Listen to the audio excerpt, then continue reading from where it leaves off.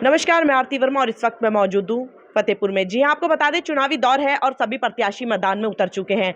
चुनाव छोटा हो या बड़ा, चुनाव में मेहनत, लगन और सामने वाले की ईमानदारी देखी जाती है। आपको बता दें मेरे साथ मौजूद है अमरजीत जी, जो कि क्षेत्र पंचायत सदस्य के पद के लिए उम्मीदवार हैं। हम इनसे बात करेंगे क्या क्या क्षेत्र में ऐसी समस्याएं हैं जो ये ठीक करने वाले हैं, और अब इनसे हम बात करेंगे कि क्या नई नई समस्याएं जो इन्होंने देखी होंगी भ्रमण के दौरान, क्या क्या नई सामने आई हैं और किन पर ये मुख्य तौर पर कार्य करेंगे। नमस्कार सर, स्वागत है हमारे चैनल पर। सर, आप उम्मीदवार हैं और अपने क्षेत्र से चुनाव लड़ने जा रहे हैं, तो क्या क्या आपने क्षेत्र में ऐसी समस्याएं देखी हैं जिन पर आप कार्य करेंगे।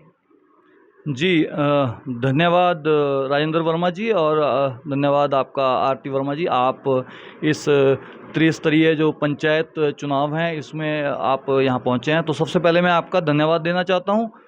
मैं पूर्व सैनिक अमरजीत सिंह ग्राम पंचायत जीवनवाला का रहने वाला हूँ। निवास स्थान मेरा फतेहपुर में है और मैं यहाँ से बीडीसी के लिए प्रत्याशी हूँ ग्राम पंचायत जीवनवाला और माजरी ग्रांट में वार्ड नंबर 14 और 15 से। तो देखिए, मैं पिछले 5 साल पहले रिटायरमेंट आया था, तो मैं बंगाल इंजीनियर से रिटायर हूँ हवलदार रैंक से। तो हमने देखो सेना के अंदर भी बहुत लगन के साथ और बहुत ही मतलब प्राथमिकता के साथ हर काम को मतलब एक अच्छे तरीके से किया है, बिल्कुल एकदम प्रायोरिटी पे। जब भी हमारे को सेना के अधिकारियों ने किसी भी काम के लिए मतलब कोई भी रिस्पॉन्सिबिलिटी दी है, तो हमने उसको बड़ी ही मेहनत के साथ और दिल के साथ एक मतलब देश का एक नागरिक होने के साथ उसका जो हमने उसका पालन किया है।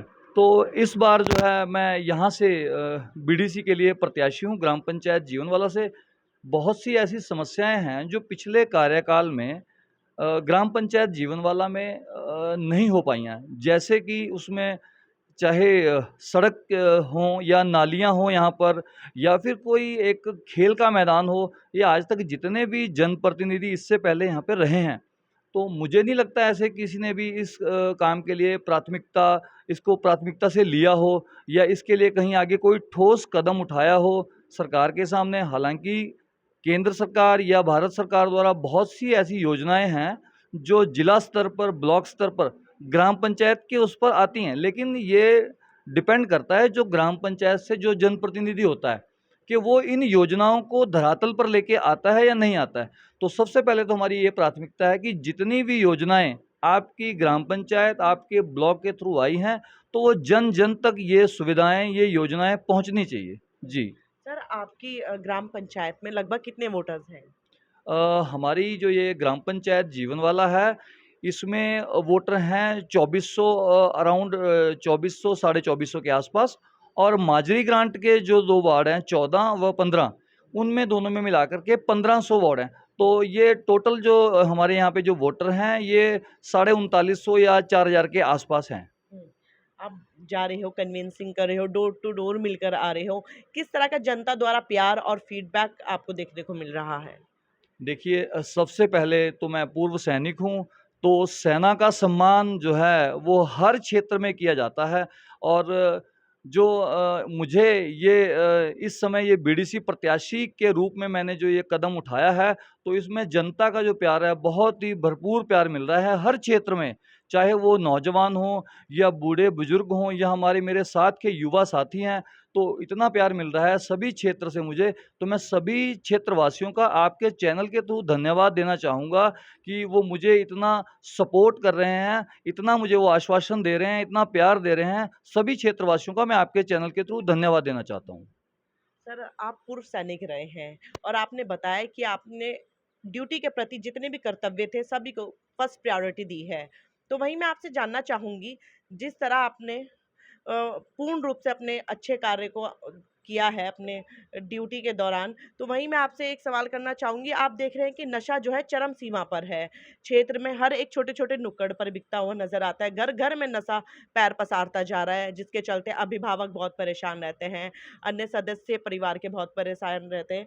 जो ये वायरस है, अगर आप जीत कर आते हैं तो किस तरह से युवाओं के लिए कार्य करेंगे, जो नाबालिग इसकी ओर आकर्षित होते जा रहे हैं उनको किस तरह से दूर करेंगे, बच्चों को, युवाओं को किस तरह से प्रोटेक्ट करेंगे और नशे पर प्रतिबंध लगाएंगे? जी आरती वर्मा जी, जब हमारी बात शुरू हुई थी, तो सबसे पहले मैंने आपके सामने एक बात कही थी कि यहाँ पर जितने भी जनप्रतिनिधि आए हैं, तो किसी ने भी यहाँ पर खेल के मैदान का किसी ने भी प्रस्ताव आगे नहीं रखा है। क्योंकि अगर हम अपनी जो नौजवान पीढ़ी है, युवा पीढ़ी है, इनको अगर हमने नशे से मुक्त रखना है, तो उनके लिए हमारे को अल्टरनेट कोई ना कोई ऐसा हमारे को एक माहौल तैयार करना है, जिससे कि युवा हमारे उस तरफ ना जा करके एक हमारे देश के लिए खेल के मैदान में आएँ और अलग-अलग क्षेत्र में जाके वो अपना नाम कमाएँ। इससे हमारे ग्राम में ग्राम समाज में एक अच्छी खुशी की लहर आएगी और सभी के लिए बेहतर होगा। नौजवान बच्चे हमारे अच्छे पढ़ाई-लिखाई करके, अच्छे डिग्रियाँ करके, अच्छे नौकरियों पे जाएँगे। साथ ही जो बच्चों का जिनका खेल के प्रति बहुत प्यार है, अच्छी भावना के साथ है, तो उनको कहीं न कहीं पे कोई न कोई स्टैंड मिलेगा और वो एक अच्छे स्तर पे जाएँगे। राज्य लेवल पे हो या फिर एक नेशनल लेवल पे हो। सर देखा जाता है कि महिलाओं को सर्वप्रथम दर्जा दिया जाता है। हर मैदान में महिला देखने को मिलती है, चाहे वो प्राइवेट कोई संस्थान हो या सरकारी। हर फील्ड में महिला महिला सबसे आगे है। तो मैं वही चाहूँगी कि महिलाओं के लिए किस तरह की आप योजनाएँ लाएँगे? महिलाओं को रोज़गार से कैसे जोड़ेंगे? जी, ये आपने बहुत ही एक अच्छा सवाल किया है कि महिलाओं को किस तरीके से रोज़गार देंगे। सबसे पहले मैं आपको बताना चाहता हूँ कि जिस प्रकार से हमारे यहाँ पर क्षेत्र के अंदर जो विकास हो रहा है, वो हर जगह मतलब एक जितनी भी योजनाएँ आती हैं, वो जन-जन तक पहले तो जनप्रतिनिधि के नाते उन जितनी भी योजनाओं हैं, उनको हमारे को घर-घर तक पहुँचाना होगा। उसमें कई एक कोर्सेज़ आते हैं, जो हमारे एक सामुदायिक एक केंद्र बने हुए हैं हर ग्राम पंचायत के अंदर।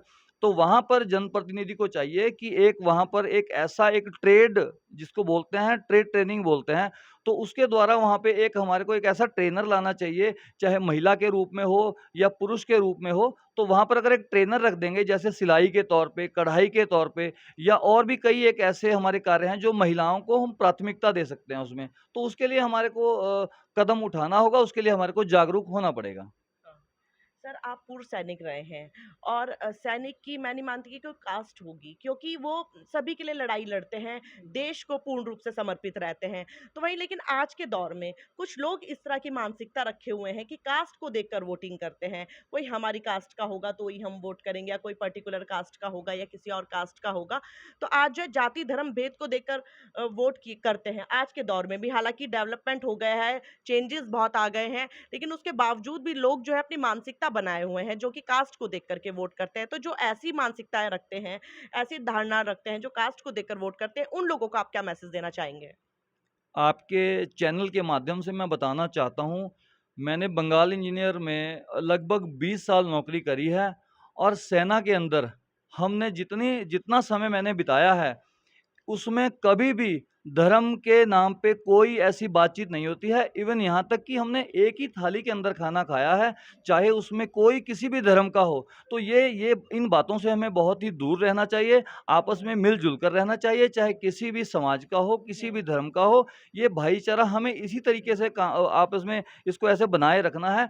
धर्म और जाति के पीछे नहीं रहना है। मैं आपके चैनल के माध्यम से बताना चाहता हूँ अपने क्षेत्रवासियों को कि हम सब ने मिलकर एक होके रहना है। धर्म और जाति के ऐसे किसी भी उसके अंदर हमने नहीं उलझना है, क्योंकि फ़ौज के अंदर भी हमने नौकरी करी है, तो वहाँ पर भी मंदिर, गुरुद्वारा एक बराबर में होते हैं। सर्वधर्म स्थल लिखा रहता है उसके ऊपर। एक एक डे ऐसा होता है मंगलवार का, तो उसमें सभी धर्म के लोग मंदिर में मत्था टेकते हैं। तो एक उसमें ऐसा होता है कि सभी गुरुद्वारा में मत्था टेकते हैं और एक दिन ऐसा होता है कि सभी जाके मस्जिद और चर्च में मत्था टेकते हैं। तो इन चीज़ों से दूर रहना चाहिए, हम सबको आपस में मिल-जुल कर एक होके रहना हाँ, चाहिए। तो हम कह सकते हैं कि आप जीतते हैं तो जनता के लिए समर्पित रहेंगे, विकास कार्य करेंगे और जो भी कार्य करेंगे जनता के हित के लिए ही किया जाएगा।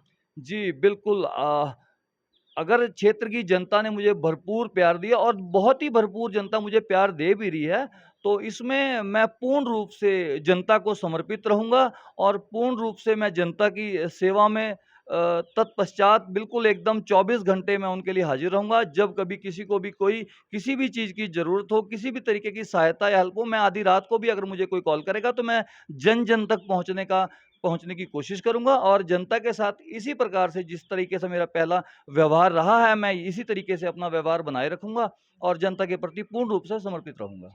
सर मैं चाहूँगी कि लास्ट में आप जनता से अपील करें वोट्स के लिए और अपना चुनाव निशान बताकर लोगों को आश्वासन दें। मैं सभी ग्राम पंचायत जीवनवाला और माजरी ग्रांट वार्ड नंबर 14 व 15 से अपील करता हूं कि मैं बीडीसी उम्मीदवार आपके क्षेत्र से प्रत्याशी हूं। मेरा चुनाव चिन्ह अनार है जो कि मेरे बैलेट पेपर पे पहले नंबर पे है। तो सभी क्षेत्रवासियों से मैं ये अपील करता हूं कि जिस प्रकार ये पहले नंबर पे मेरा चुनाव चिन्ह है, आपने इसी तरीके से मुझे भरपूर प्यार और सहयोग और समर्थन करना है। मुझे पहले नंबर पे ही रखना है। धन्यवाद।